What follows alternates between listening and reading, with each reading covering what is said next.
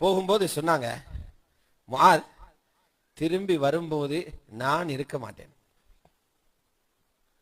என்ன பார்க்க மாட்டீங்க, என்ன கபரு இருக்கும், நான் பூமிக்கு மேல இருக்க மாட்டேன்.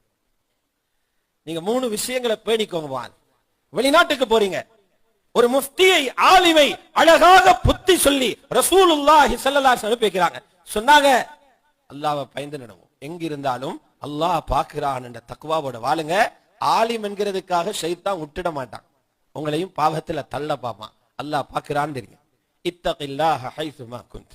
யமனில் இருந்தாலும், மிஸ்ரில் இருந்தாலும், ஆப்பிரிக்கால இருந்தாலும் அல்லாஹ் பார்த்து கொண்டிருக்கிறான். உணர்வோடு இருங்க. மனிதனே என்ற வகையில் உங்களால் அப்படி தப்பு தவறுகள் நடந்தால் அந்த தவறுகளை பட்டோலையில் அடக்கம் செஞ்சிடாதீங்க, பட்டோலையில வாழ விட்டுடாதீங்க, பாவங்களை அழிச்சிடுங்க. அதுக்கு வழி உடனே நன்மை ஒன்றை செய்யுங்க, நன்மை தீமையை அழிச்சு. அத்பிஇ ஸய்யிஅத்தல் ஹஸனத தம்ஹுஹா.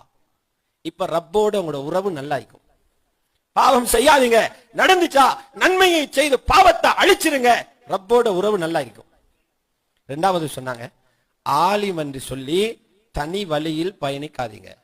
நான் அக்கனோட சேர மாட்டோம், நான் தனியே தாங்கிப்போம். அப்படி போனீங்கன்னா உங்களோட இல்மால துனியாவுக்கு பிரயோசனம் இல்லாம போகும்.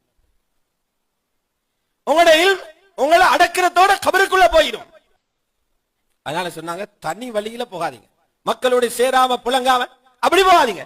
சேர்ந்தாலும் மக்களுடைய துனியாவை விழுங்க, அவங்களோட சேராதீங்க.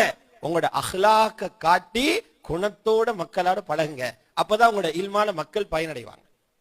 ஹாலிகின் நாஸ பிகுலுகின் ஹஸன். நல்ல குணத்தோடு மக்களோடு பழகுங்க. நல்ல குணம் என்றா என்ன? நீங்க மக்களுக்கு கஷ்டம் கொடுக்காதீங்க, மக்கள் தரக்கூடிய கஷ்டத்தை தாங்கிக்கும். Subscribe.